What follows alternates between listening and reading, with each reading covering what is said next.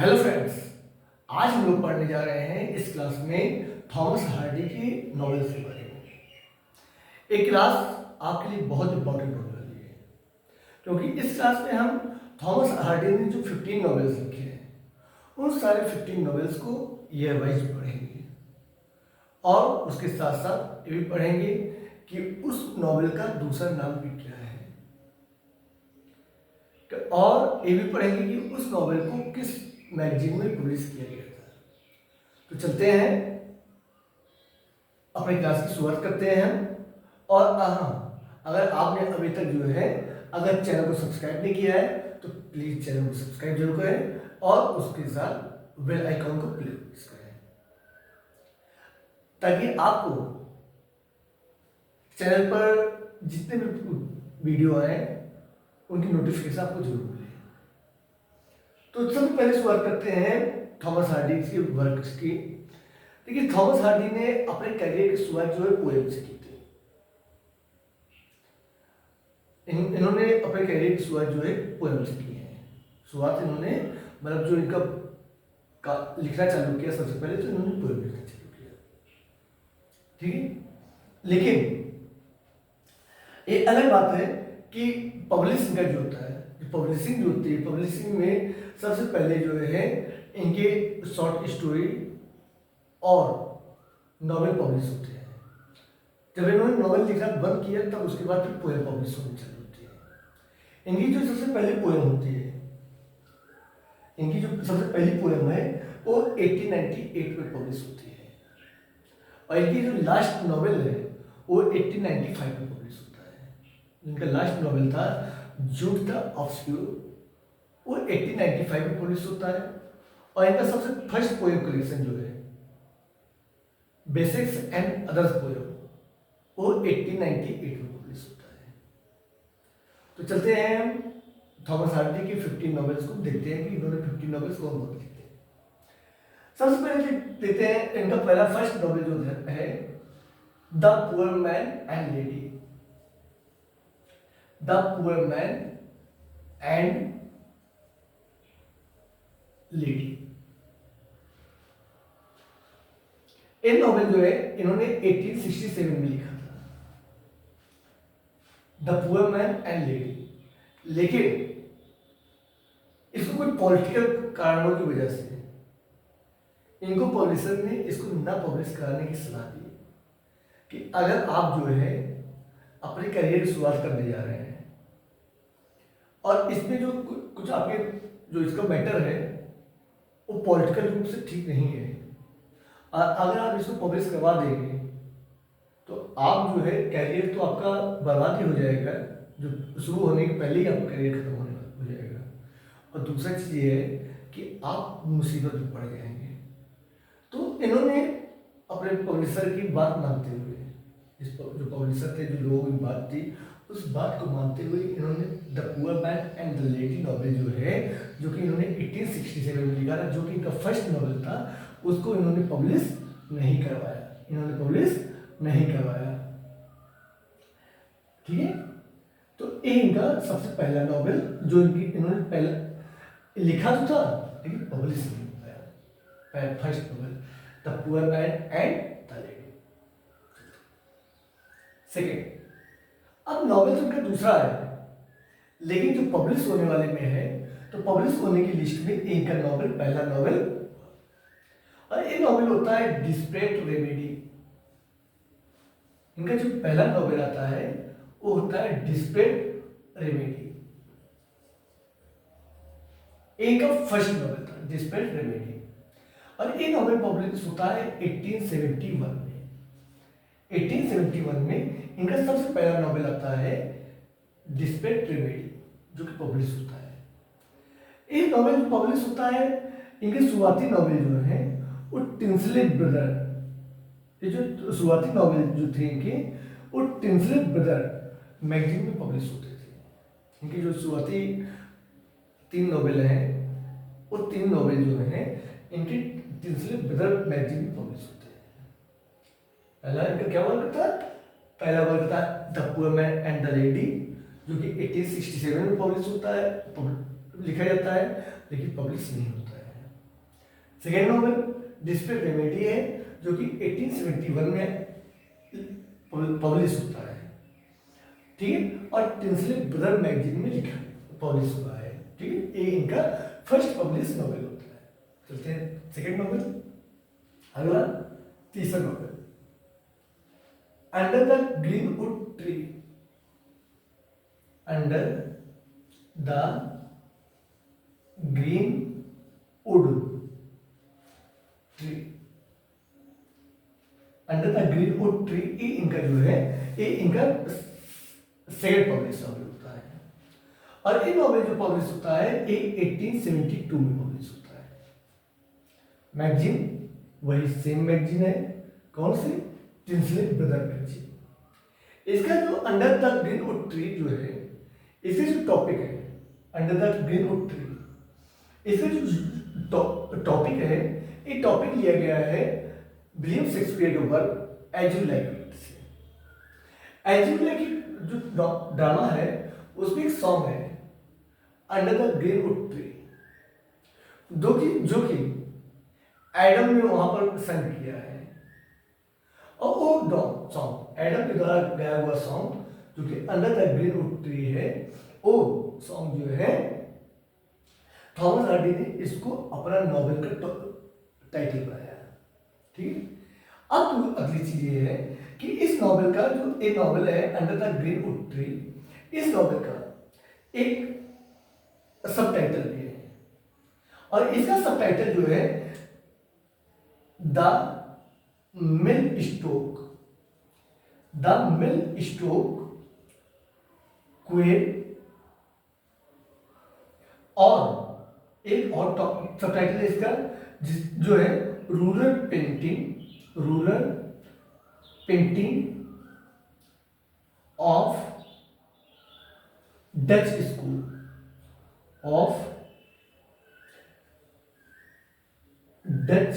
School, okay. ये इनका जो है अंडर द ग्रीनवुड ट्री जो 1872 में पब्लिश होता है, इसके दो सबटाइटल हैं द मिल स्टोक क्वेल और rural painting of Dutch school.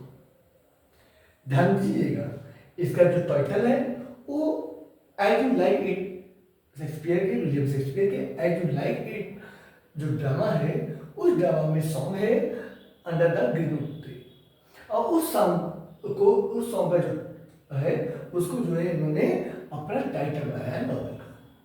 और इनका सेकेंड पब्लिश और टोटल थर्ड नॉवेल है, तीसरा जो है नॉवेल है।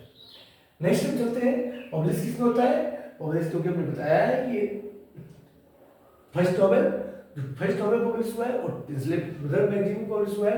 सेकंड नॉवेल जो पब्लिश हुआ है वो भी टिंसले ब्रदर मैगजीन में पब्लिश होता है। तीसरा मतलब इनका पब्लिश जो है तीसरा नॉवेल और लिखने वाला सेकंड नॉवेल। एक नॉवेल है इनका अ pair of blue eyes, a pair of blue eyes. एक नॉवेल जो होता है, एक नॉवेल पब्लिश होता है 1873 में। मैगजीन वही टिंसले ब्रदर मैगजीन, और ये टिंसले ब्रदर मैगजीन में पब्लिश होने वाला इनका लास्ट नॉवेल है, ठीक है। ध्यान दीजिएगा, टिंसले ब्रदर मैगजीन में इनकी कुल मिलाकर 3 नॉवेल पब्लिश होते हैं, desperate remedy, under the greenwood tree और a pair of blue eyes. ये 3 नॉवेल जो हैं इनकी इसमें पब्लिश होते हैं, टिंसले ब्रदर मैगजीन में पब्लिश होते हैं। इसे कोई सबटाइटल तो नहीं है, आप पेयर ऑफ ब्लू आइज का कोई सबटाइटल नहीं है, लेकिन ये जो इनका नॉवेल है अ पेयर ऑफ ब्लू आइज, ये इनका फर्स्ट सीरियल नॉवेल है, फर्स्ट सीरियल नॉवेल है। तो ये सीरियल नॉवेल क्या होता है? सीरियल नॉवेल जो है वो ऐसे नॉवेल होते हैं जिसको पहले जो है मतलब धीरे धीरे करके इसको पब्लिश कराया जाता है। पहले धीरे धीरे जो है ये मैगजीन में इसके कुछ पार्ट पब्लिश होते हैं। पहले फर्स्ट मतलब 3 पार्ट 4 पार्ट या 5 पार्ट बनाकर इसको पहले एक पार्ट, फिर 2 पार्ट, फिर 3 पार्ट, फिर चौथा पार्ट, फिर 5वां पार्ट, ऐसे पब्लिश करवा के, और जब पूरा नॉवल जो है पार्ट में पब्लिश हो जाता है, तब उसके बाद फिर लास्ट में इसको जो है फिर बुक फॉर्म को पब्लिश करवाया जाता है इकट्ठा। तो एक बुक फॉर्म जो इकट्ठा पब्लिश होता है वो 1873 में पब्लिश होता है। उसके पहले पब्लिश टिंसले ब्रदर मैगजीन पब्लिश होता है, और उसके पब्लिश होने के पहले ये नॉवेल जो है टिंसले ब्रदर में जो पब्लिश हुआ है, उसके पहले ये जो है बुक मतलब सीरियल रूप में पब्लिश हो चुका था। तो ये नॉवेल कौन सा था? अ पेयर ऑफ ब्लू आइज। एक इनका फर्स्ट सीरियल नॉवेल भी इसको कहा जाता है। ओके, अब उसके बाद आगे चलते हैं। उसके बाद अगला जो है पांचवा नॉवेल का आता है far from the madding crowd. For from the madding crowd. इनका जो अगला नॉवेल आता है, थोड़ा सही से लिखा है, इसको थोड़ा सही कर देते हैं। For from the madding crowd. इनका जो अगला नॉवेल आता है far from the madding crowd, मतलब जो बहुत ज्यादा फेमस होता है, और आज के समय में भी इनकी जो सबसे ज़्यादा फेमस नॉवेल में जो होती है, हमारे लोगों को सिलेबस में सब आता है, 2 ही नॉवेल आते हैं, for from the madding crowd और टेस द डर्बी विल्स। तो for from the madding crowd जो नॉवेल होता है, ये नॉवेल आता है पब्लिश होता है 1874 में। ये नॉवेल पब्लिश होता है 1874 में पब्लिश होता है। हाँ, और एक चीज और है, इसका जो टाइटल है far from the madding crowd, जैसे इसका अंडर द न्यू ट्री का टाइटल जो है आई लाइक इट से लिया गया था, वैसे for from the madding crowd का जो टाइटल है और थॉमस ग्रे का जो एक एलिजी है, बहुत फेमस एलिजी है थॉमस ग्रे की, written in country churchyard, written in the country churchyard, उसमें far from the madding crowd एक लाइन आती है, और उसी लाइन को थॉमस हार्डी ने अपने नॉवेल की टाइटल बनाते हैं, और ये नॉवेल जो है पब्लिश होता है कॉर्न हिल मैगजीन में। कॉर्न हिल मैगजीन में ये नॉवेल पब्लिश होता है। अभी तक इससे पहले जो नॉवेल थे, इसके पहले जो नॉवेल थे, वो सारे नॉवेल जो है टिंसले ब्रदर मैगजीन में पब्लिश हो रहे थे, लेकिन ये जो 1874 में पब्लिश होता है far from the madding crowd, जिसका जो टाइटल है थॉमस ग्रे की famous elegy written in countries churchyard, उससे लिया गया है, और ये नॉवेल भी जो है इनका सीरियल में पब्लिश होता है। ठीक है, नेक्स्ट चलते हैं। ये हमारे जो है ये शुरुआती 5 नॉवेल हो गए। इसके बाद जो है अगला, अभी हमारे 3 नॉवेल और बाकी हैं। ठीक, अब चलते हैं आगे। अब इसके बाद 1874 के बाद अगला नॉवेल आता है 1876 में। 1876 में इनका अगला नॉवेल आता है the hand of Ethelberta. The hand of Ethelberta. ये जो है एक कॉमेडी है, एक मतलब कॉमिक नॉवेल है, और ये पब्लिश होता है 1876 में पब्लिश होता है। एक कॉमिक नॉवेल है द एंड ऑफ इथल बर्ता, एक कॉमिक नॉवेल है, और ये जो है 1876 में पब्लिश होता है। 7 अगला नॉवेल का जो पब्लिश आता है वो होता है 1878 में, the return of native. The return of native, ये नॉवेल जो पब्लिश होता है, ये नॉवेल पब्लिश होता है 1878 में पब्लिश होता है। The return of Neti publish क्यों होता है? पब्लिश होता है बिलग्रेवियर मैगजीन में ये पब्लिश होता है। कौन सा, अभी तक हमने कितने नॉवेल पढ़े? अभी तक हमने जो है 7 नॉवेल के बारे में जानकारी ली चुकी। First novel the poor man and the lady, जो कि पब्लिश नहीं होता है, फर्स्ट पब्लिश नॉवेल होता है जिस पर रेमेडी 1871 में आता है। 1872 में आता है दूसरा novel under the green tree. तीसरा नॉवेल तीसरा नॉवेल क्या होता है अ पेयर ऑफ ब्लू आइज, जो कि 1873 में आता है। चौथा नॉवेल, उसके बाद अगला नॉवेल आता है इनका far from the magic crowd, जो कि चौथा पब्लिश नॉवेल होता है, और टोटली जो है 5वां नॉवेल होता है। Next the hand of Ethelberta और द रिटर्न ऑफ नेटिव 1878 में आता है मिल्की मैगजीन में। नेक्स्ट 8वां नॉवेल 1871 के बाद अगला नॉवेल जो होता है इनका वो होता है 1888 में आता है। किसमें आता है 1888 में आता है, सॉरी 1880 में आता है, 1880 में आता है।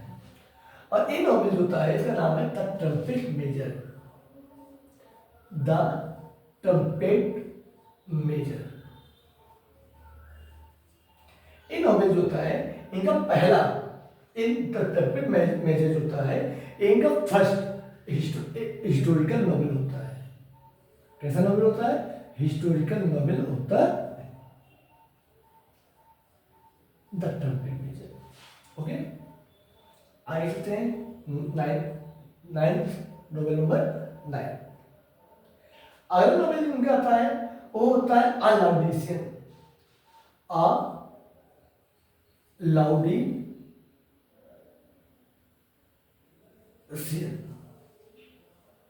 अ लाउडेशियन आता है। इस नॉवेल का सबटाइटल जो होता है a story of today, a story of today. A Laodicean ये नॉवेल जो होता है, अलाउडेशियन नॉवेल जो है इसका सबटाइटल होता है अ स्टोरी ऑफ टुडे, और ये पब्लिश होता है 1881 में पब्लिश होता है। चल रहे हैं अगला नॉवेल नंबर 10। नॉवेल नंबर 10 होता है इनका two on a tower, two on a tower. ये नॉवेल पब्लिश होता है 1882 में पब्लिश होता है। कितने में पब्लिश होता है? टू ऑन अ टावर, ये 1882 में पब्लिश होता है। ठीक है, टू ऑन अ टावर ये 1882 में पब्लिश होता है। ठीक, नेक्स्ट नॉवेल नंबर 11। 1882 के बाद इनका अगला नॉवेल जो होता है वो आता है 1886 में, the mayor of crystal bridge, the mayor of crystal bridge. ये नॉवेल जो पब्लिश होता है ये 1886 में पब्लिश होता है, और इस नॉवेल का जो सबटाइटल होता है the life and death of a man of character, man of character. इनका जो ये नॉवेल होता है the life and death of a man of a character, ये the mayor of Casterbridge का जो है सबटाइटल होता है, और ये पब्लिश होता है 1886 में पब्लिश होता है, और इसको जो है पब्लिश कराया गया है स्मिथ इल्डर मैगजीन में इसको पब्लिश कराया गया है। मतलब इसको एक बहुत इंपॉर्टेंट नॉवल है the mayor of character base. ये जो पब्लिश कराया गया 1886 में, किस मैगजीन में? स्मिथ इल्डर मैगजीन में पब्लिश कराया गया है, और इसका जो सबटाइटल है the life and death of a man of character. Okay, आगे चलते हैं।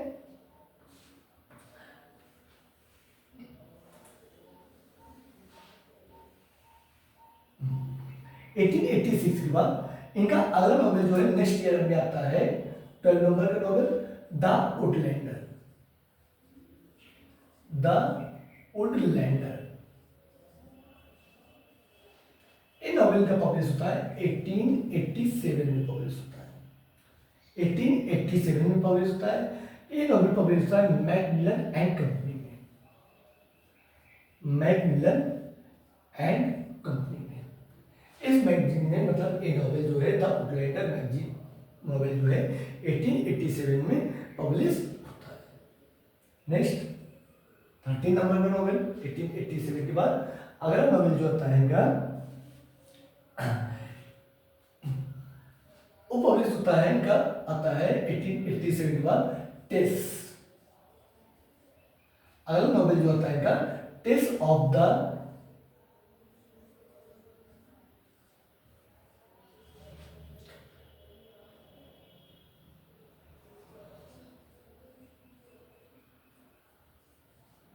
Test of the double base. इसमें जो है एक चीज सबसे ज्यादा इंपॉर्टेंट है क्योंकि इसी की वजह से जो है एक ट्रेजिक नॉवेल होता है और इसी की वजह से ये जो निकनेम होता है सरनेम जो होता है एक सरनेम है और इसी सरनेम कंफ्यूजन की वजह से टेस के साथ जो है सारी प्रॉब्लम बनती है। तो टेस ऑफ द डबल बेस ये नॉवेल जो होता है इनका ये नॉवेल पब्लिश होता है ये नॉवेल जो होता है इनका एक द ग्राफिक मैगजीन में आता है और एक पब्लिश होता है 1891 में। 1891 में ये नॉवेल पब्लिश होता है। Next 14 novel,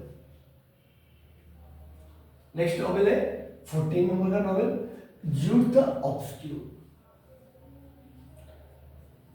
Jude the obscure, Jude the obscure, ठीक है। एक नॉवेल पब्लिश होता है 1895 में। अभी थोड़ा रुकिए ध्यान दीजिएगा 15 नॉवेल पढ़ लें तो फिर उसके बाद कुछ आपको इंपॉर्टेंट चीज बताते हैं। अगला novel the well beloved, the well beloved, इसका सबटाइटल है a sketch of temperament, a sketch of temperament 1897। अब चलते हैं देखिए इनका जो लास्ट पब्लिश नॉवेल होता है वो 1895 वाला होता है ज्यूड द ऑब्स्क्यूर। अब आप कहते होंगे कि ज्यूड द ऑब्स्क्यूर जब लास्ट है तो ये तो 1897 में पब्लिश हो रहा है। बात यह है कि ज्यूड द ऑब्स्क्यूर जो है सीधे बुक फॉर्म पर पब्लिश होता है, मतलब सीरियल फॉर्म में पब्लिश नहीं हुआ रहता है। जबकि जो द बिलव्ड नॉवेल जो है ये 1893 में ही पहले सीरियल में फॉर्म में पब्लिश हो चुका था।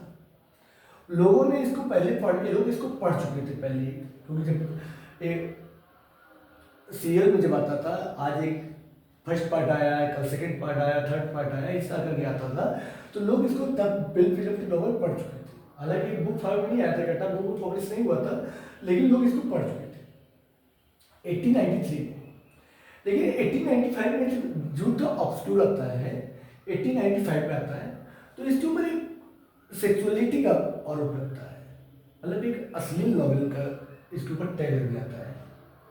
लोग जो है इंग्लिश सोसाइटी में लोग जो है इसको एक अश्लील नॉवेल के रूप में ज्यूड द ऑब्स्क्यूर को देख लेते हैं, जिस बात से जो है थॉमस हार्डी की काफ़ी आलोचना होती है। लोग इसके जो है काफ़ी आलोचना करते हैं थॉमस हार्डी की, ठीक। तो जिस बात से प्रभावित होकर इन्होंने मतलब दोबारा कह दिया कि अब मैं नॉवेल लिखूंगा ही नहीं। इन्होंने दोबारा ज्यूड द ऑब्स्क्यूर की वजह से इन्होंने फिर नॉवेल लिखना बंद कर दिया। लेकिन 1897 में एक द वेल बिलव्ड नॉवेल जो कि पहले ही पब्लिश हो चुका था वो नॉवेल जो है 1897 में पब्लिश होता है। तो इसका एक लास्ट नॉवेल जो है वो ज्यूड द ऑब्स्क्यूर है। कौन सा है इनका लास्ट नॉवेल जो है ज्यूड द ऑब्स्क्यूर है, मतलब है बहुत फेमस नॉवेल। लेकिन इस पर जो है उसमें जो है सेक्सुअलिटी का आरोप लगता है, अश्लील नॉवेल होने का, ऑब्स्सीन नॉवेल होने का प्रभाव पड़ता है, जिसकी वजह से जो है थॉमस हार्डी को इस मतलब अपने आप को काफ़ी बेइज्जत महसूस करते हैं। मतलब लोग हमारे इतने सारे वर्क में लिखे एक अच्छा करियर होने की वजह से लोग आज हमारे ऊपर ये आरोप लगा रहे हैं। तो इन्होंने कहा कि अब मैं नॉवेल लिखूंगा ही नहीं।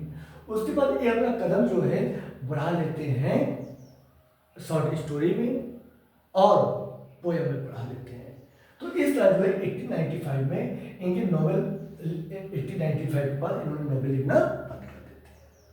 नेक्स्ट क्लास में हम लोग पढ़ेंगे थॉमस हार्डी के शॉर्ट स्टोरी कलेक्शन के बारे में। अगर आपको क्लास ये अच्छी लगी है, अगर ये क्लास आपके लिए हेल्पफुल हुई है, तो प्लीज वीडियो को लाइक करें और कमेंट करके जरूर बताएं। तो मिलते हैं आपसे नेक्स्ट क्लास में। और आप अपने जो यूपी पीजीटी के सिलेबस में जितने भी क्लासें हैं, आप जो है वो सारे सिलेबस, पूरा सिलेबस हम कवर कर रहे हैं। प्लीज आप जो कमेंट करके थोड़ा सा हमको प्रोत्साहित करिए, ताकि हम आपका सिलेबस जो है थोड़ा स्पीड में कवर करवाएं। तो मिलते हैं आपसे नेक्स्ट क्लास में कुछ नया।